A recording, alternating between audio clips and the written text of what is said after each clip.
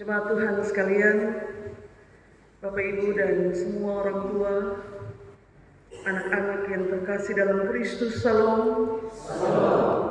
Di sepanjang bulan Juli, kita merayakan bulan pendidikan.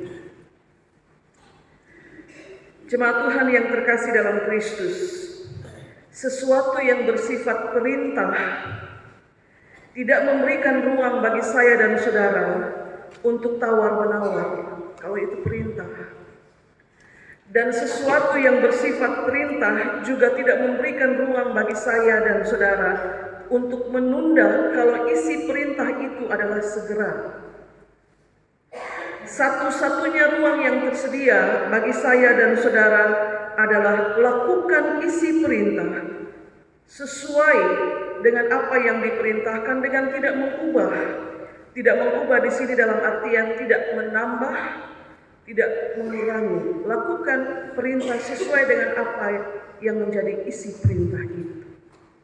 Yang kedua, perintah itu diberi bukan untuk diabaikan. Saya ulang sekali lagi, kalau perintah itu diberi bukan untuk diabaikan. Perintah itu diberi untuk dilaksanakan. Karena itu, saat perintah itu turun, yang harus kita lakukan adalah pertama mendengar, dan yang kedua adalah lakukan. Tidak ada ruang diskusi, yang ada hanyalah saya dan saudara dengar perintah itu, dan yang kedua kita lakukan. Tidak ada ruang diskusi. Nah, bacaan kita menulis begini, Musa, dia mengumpulkan seluruh bangsa Israel, dan di hadapan perkumpulan yang besar itu, bacaan kita menulis pada bagian awal, inilah perintah.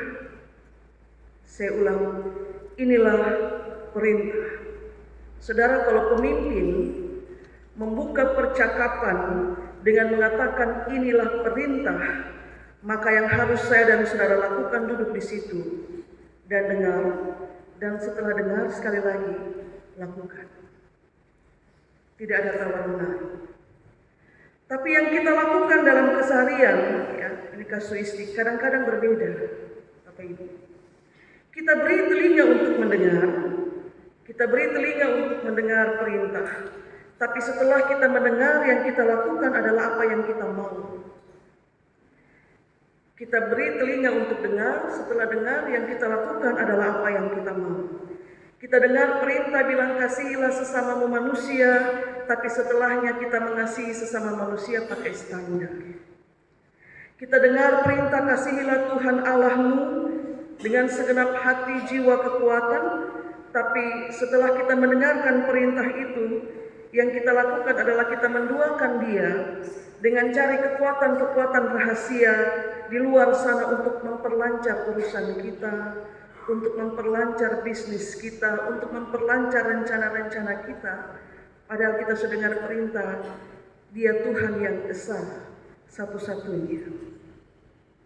Apa yang saudara baca dalam ayat 3, bagian A, Papa Mama? Pada ayat 3 bagian A, Musa berkata, maka dengarlah hai orang Israel, lakukanlah itu dengan setia. Ya, kita ulang. Maka dengarlah hai orang Israel, lakukanlah itu dengan setia. Sampai di situ kita berhenti. Tidak ada ruang tawar-menawar dan tidak ada kesempatan untuk menunda. Lakukan sesudah kamu mendengar. Lakukan sesudah kamu mendengar. Ayat 4-9 bacaan kita adalah perintah itu. Perintah yang diperdengarkan kepadamu. Dengarlah, Tuhan itu Allah kita, Tuhan itu Esa. Dengarlah, Tuhan itu Allah kita, Tuhan itu Esa. Kenapa perintah ini penting, Bapak Mama? Di awal kan bilang begini, dengarlah, ya, aku akan memberikan perintah kepadamu untuk kau lakukan di negeri yang kepadanya nanti akan kau seberangi.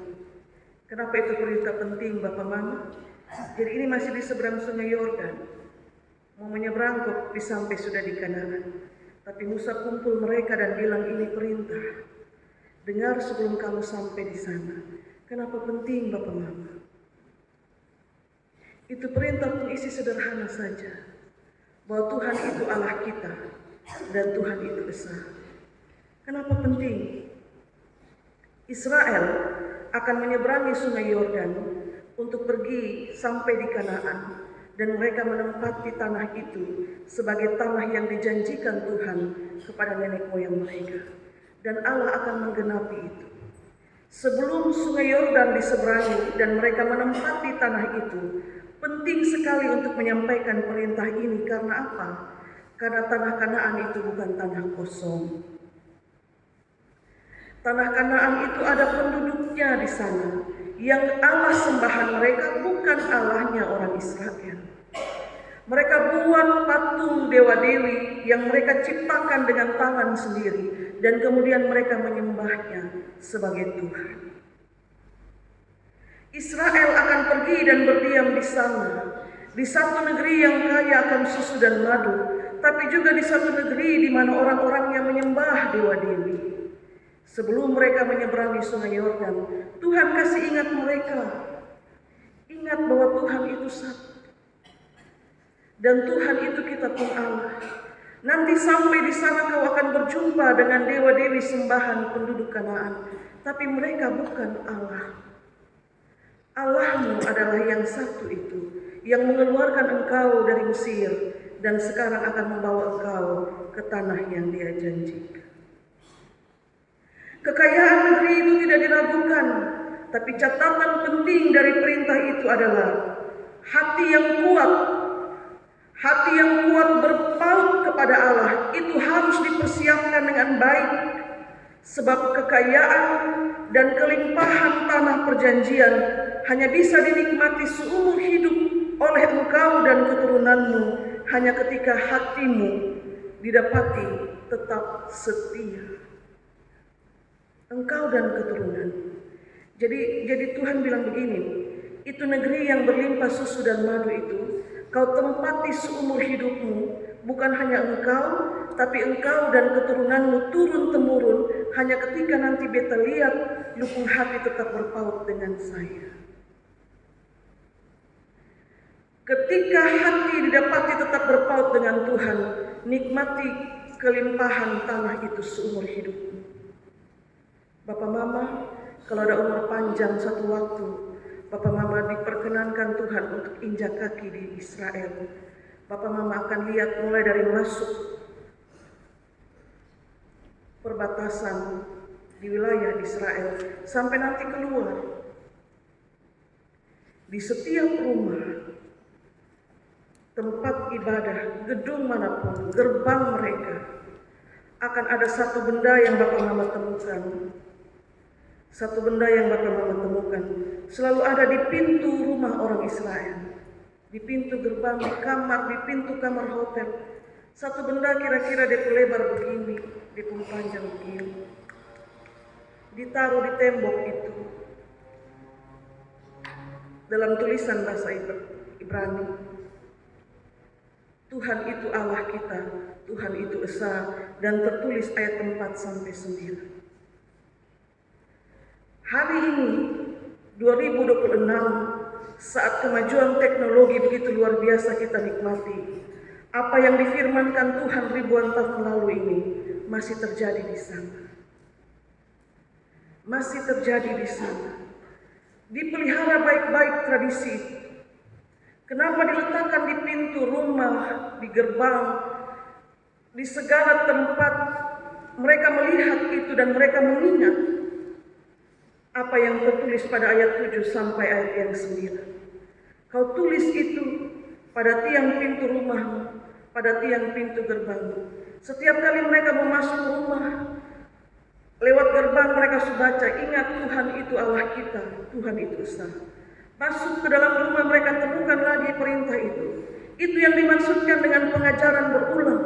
Sampaikan kepada anak-anakmu saat engkau sedang duduk, sedang tidur, sedang bangun, sedang berjalan. Sampaikan itu terus-menerus. Tuhan itu Allah kita. Dia esa. Hormati dia dengan segenap hatimu, segenap jiwamu, segenap kekuatan. Hari ini itu masih terpelihara dengan baik di sana. Betapa indah negeri itu, Bapak Mama. Indah sekali negeri itu.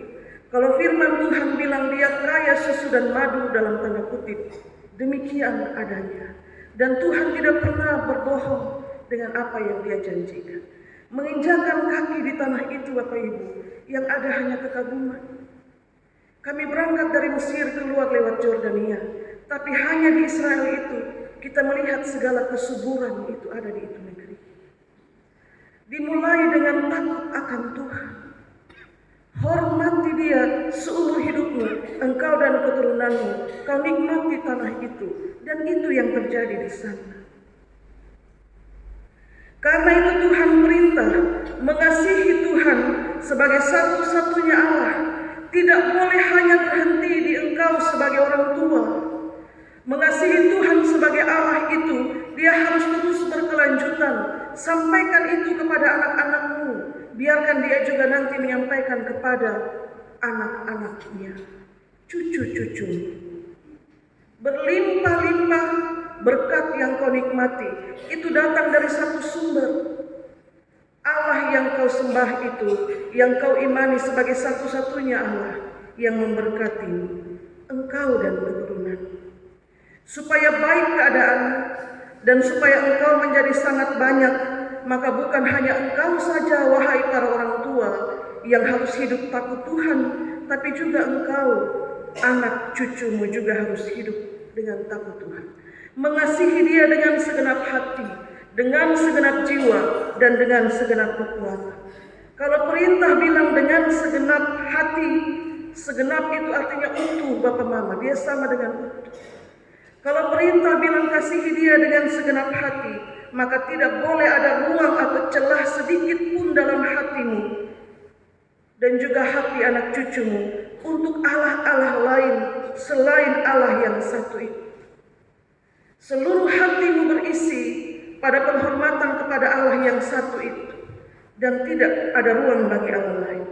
Kalau perintahnya bilang kasihilah Tuhan Allahmu dengan segenap jiwamu, maka pada segenap hatimu, segenap jiwamu itu tidak boleh ada satu ruang, bahkan yang kecil sekalipun, yang tersimpan untuk menyembah atau percaya kepada Allah-Allah lain selain Allah yang satu itu. Kalau perintah bilang kasihilah dia dengan segenap kekuatanmu, maka dengan semua kekuatan yang datangnya daripada Tuhan itu, tidak boleh ada celah sedikit pun yang kau buka bagi kekuatan lain, kekuatan-kekuatan rahasia yang kau minta saat kau menghadapi pertandingan hidup. Bapak Mama, di luar sana pasti Bapak Mama biasa dengar orang bilang itu orang ada pakai-pakai. Pasti Bapak Mama biasa dengar dia begitu karena dia ada taruh satu-satu. Dia pun usaha itu berhasil karena begini-begini. Mungkin Bapak Mama pernah dengar istilah itu. Tapi kalau mengasihi Tuhan dengan segenap hati, segenap jiwa, segenap kekuatan, tidak boleh ada celah sedikit pun pada ruang hatimu untuk kekuatan lain, untuk Allah-Allah lain. Tidak boleh.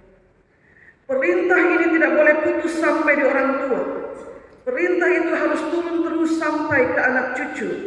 Ayat 7 sampai 9. Ajarkan perintah itu kepada anak-anakmu supaya apa? Supaya kelak dia juga ajar kepada anak-anaknya. Jadikan sebagai tanda pada lengan dan juga pada dahi, dan juga tulis itu pada tiang pintu rumahmu dan tiang gerbangmu. Dan itu mereka buat sampai hari ini. Saat orang tua Sumati, anak-anak tetap pelihara itu.